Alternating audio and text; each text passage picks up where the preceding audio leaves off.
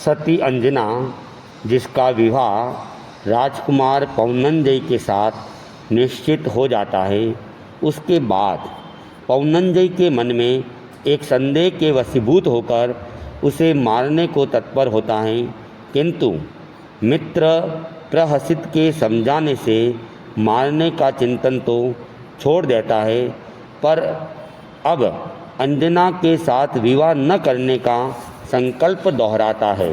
आगे क्या होता है जानते हैं। उनके मित्र प्रहसित ने कहा, भाई, इस प्रकार एक झूठे संदेश से एक निरपराध बालिका का जीवन क्यों नष्ट कर रहे हो। ऐसी सुशील कन्या जो एक प्रकार से लक्ष्मी का रूप है, यदि तुम हट करके उस लक्ष्मी को छोड़ दोगे तो जीवन भर फिर पश्चाताप के अलावा और कुछ हाथ आने वाला नहीं है। तुम देखते ही रह जाओगे। इसके लिए कोई वरों की कमी नहीं है। बड़े बड़े राजा महाराजा उसको आदर और सम्मान के साथ पानी ग्रहण कर ले जाएंगे।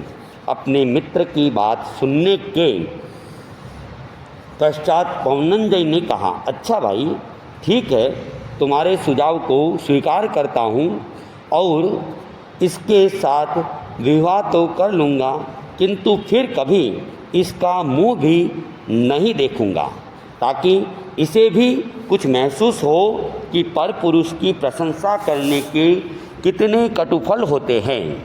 इस प्रकार बातें करते करते राजकुमार पौनंजय और प्रहसित दोनों अपने नगर लौट आए। प्रहसित ने पौनंजय की इन सब बातों को एक बचपन की नादानी के रूप में ग्रहण किया। पुनः राजकुमार से अनुरोध किया कि राजकुमारी अंजना के साथ पाणी ग्रहण अवश्य करना है। तत्पश्चात देखेंगे क्या स्थिति बनती है। विवाह उत्सव। विवाह के लिए एक तिथि निर्णित की गई। महाराज प्रहलाद ने बड़े उत्साह के साथ बारात सजाई। राजकुमार पौनंजय की बारात जब रत्नपुर से प्रस्थान कर रही थी, उस समय शहर के लोगों ने देखा, जिसमें अनेक बड़े बड़े लोग विविध प्रकार के पोशाकों में सजे हुए ऐसे लग रहे थे मानो स्वर्ग से देवताओं का समूह ही उतर कर आया हो। जिस बारात में स्वर्णाभूषणों से सज्जित हाथियों की कतार ऐसी शोभा दे रही थी मानो सावन की मेघ घटा हो। जिस बारात में आभूषणों से सजे हुए अश्वों की श्रेणी अनायास ही दर्शकों के मन को मुग्ध कर रही थी। जिस बारात में न जाने कितने कितने प्रकार के वाद्य प्रस्तुत थे, जिनका कोई अनुमान नहीं। महाराज प्रहलाद ने अपने पुत्र पौनंजय की बारात में नाना प्रकार की अद्भुत अद्भुत वस्तुएं प्रस्तुत कर दर्शकों के लिए न जाने कितने कौतूहल खड़े कर दिए। इस प्रकार बड़े उत्साह और उमंग के साथ राजकुमार पौनंजय की बारात महाराज महेंद्र के नगर में पहुंची। नगर निवासियों ने जब पौनंजय और उस विशाल पंक्तिबद्ध चलने वाली बारात को देखा तो चकित रह गए। सारे नगर की परिक्रमा देती हुई बारात राजप्रासादों में पहुंची। महाराज महेंद्र ने अपने भावी दामाद को देखा। उनके मन की प्रसन्नता का पार नहीं रहा। उन्होंने जब अपने आंगन में बारात का ठाठ देखा तो बाँछों उछलने लगे। उनके हृदय में आनंद का सागर उमड़ पड़ा। पास में ही विवाह का एक मंडप सजाया गया था। वह मंडप भी अनेक प्रकार के रंग बिरंगे पर्दे और विभिन्न प्रकार की आकृति वाले आदर्शों से सजाया गया था, जिसमें अनेक राजा और महाराजाओं के ऐतिहासिक चित्र आरोपित किए गए थे। नाना प्रकार के कुसुमों के फूलदान वहाँ सुसज्जित हुए थे। स्थान स्थान पर अगरबत्तियों के गुच्छे सौरभ फैला रहे थे। फूलदान और अगरबत्तियों की महक से सारा मंडप महक रहा था। उस मंडप ने एक ओर से दूल्हे और एक ओर से दुल्हन ने प्रवेश किया। जैसे ही दुल्हन और दूल्हे ने मंडप में प्रवेश किया, विवाह मंडप जय के नारों से गूंज उठा। जैसे ही विवाह का शुभ मुहूर्त आया, विवाह की रीति रिवाज संपन्न की गई। महाराज महेंद्र ने अपनी लाडली पुत्री को दहेज में कोटि कोटि मूल्यों की सामग्री अर्पित की। अनेकानेक हाथी और घोड़े तथा राजकुमारी अंजना की सेवा शुश्रूषा के लिए बसंतमाला आदि 500 दासियों का एक बड़ा समूह दान में दिया। राजकुमार पौनंजय ने अपने ससुर की दी हुई सभी धनराशि को स्वीकार किया। फिर भी राजकुमार के अंतःकरण ने द्वेष की चिंगारी धड़क रही थी। महाराज प्रहलाद ने दुल्हन और दूल्हे एवं बारातियों को सानंद लेकर अपनी रत्नपुरी नगरी में प्रवेश किया। राजकुमारी अंजना, जो कि नई दुल्हन के रूप में थी, रथ से नीचे उतरी और राजमहलों में प्रवेश कर अपनी सास केतुमती के चरणों में झुककर प्रणाम किया। अपने नववधू के रूप, लावण्य और विनय विवेक को देखकर महारानी केतुमती आनंद में फूली नहीं समा रही थी। वह पुनः पुनः अपनी पुत्रवधू की ओर प्यार और वात्सल्यामृत की वृष्टि कर रही थी। उसने अपनी पुत्रवधू को एक दिव्य प्रासादों वाला नया महल उसके निवास के लिए प्रदान किया। अंजना ने अपनी अनेक सखी सहेलियों और दासियों के साथ उस विशाल प्रासाद में निवास करने के लिए प्रवेश किया। अंजना के लिए यह पहला दिन था।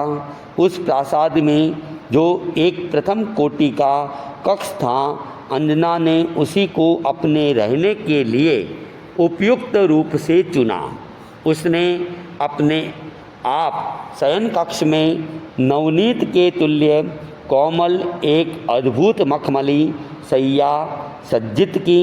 वह रात भर राजकुमार पौनंजय की प्रतीक्षा करती रही, किंतु राजकुमार वहाँ नहीं आए।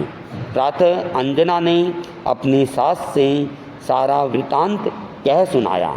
माँ ने जब इस विषय की बात राजकुमार के सामने कही तो उत्तर मिला कि मैं इस पापिष्ट का मुंह देखना नहीं चाहता।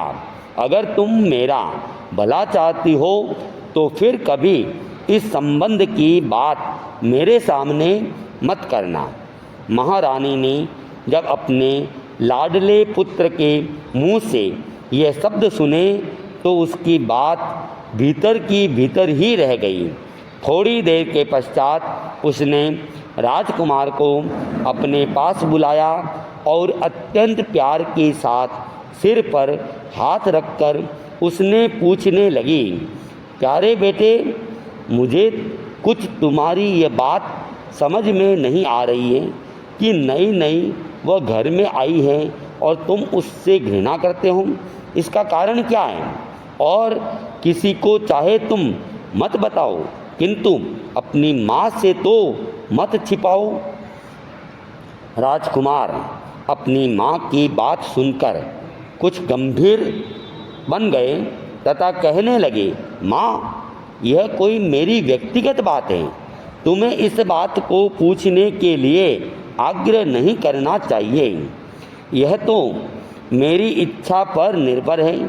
मेरी इच्छा हो तो मैं सबके सामने भी रख सकता हूँ और इच्छा न हो तो तुम्हें भी नहीं बता सकता।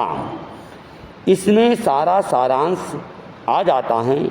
अब इसके लिए आगे कहने की आवश्यकता नहीं। महारानी केतुमती ने यह सारी बात अपने पतिदेव महाराज प्रहलाद से कही। जब उन्होंने ये बात सुनी तो उनके मन पर भी बड़ा भारी आघात लगा। उन्हें इस बात से इतना दुख हुआ कि अगर पृथ्वी फट जाए तो वे समा जाए। हाय हाय, हे राम, यह क्या हुआ? हे भगवान, कल तो पुत्र का विवाह करके घर लाया और आज ही यह एक विचित्र उत्पात। प्रभो, अब कहाँ जाऊँ और क्या करूँ? किसके पास जाकर अपना दुखड़ा गाऊँ? अरे, और तो और बेचारी निरपराध राजकुमारी कितनी दुखित हो रही होगी। भगवान, तुम ही इस रहस्य को पकड़ सकते हो। मेरे जैसे अल्पज्ञ व्यक्ति का यह कार्य नहीं है। इस प्रकार महाराज प्रहलाद बैठे बैठे न जाने कितनी देर तक बिलखते रहे। विचित्र है कर्मों की गति। समय पर मनुष्य को कैसी कठिनाइयों का सामना करना पड़ता है। उन्होंने एक उपाय सोचा और अपने स्वजन बंधुओं के सामने इस विषय को रखा। महाराज प्रहलाद ने उन सब से पौनंजय को समझाने के लिए कहा। उन सब ने अपनी युक्तियों से के द्वारा समझाने का प्रयत्न लिया, किंतु निष्फल। अनेक प्रकार से समझाने की कोशिश की गई, पर सारांश कुछ नहीं निकला। अंत में महाराज प्रहलाद और महारानी ने अपनी प्यारी पुत्रवधू अंजना को पौनंजय के कुपित होने का भेद खोलकर बतलाया एवं अपनी ओर से उन्हें पूर्ण रूप से आश्वस्त किया। उन्होंने अपनी प्यारी पुत्रवधू को वात्सल्य की बौछारों से सिक्त करते हुए धर्म ध्यान में विशेष रूप से लीन बने रहने का निर्देश किया।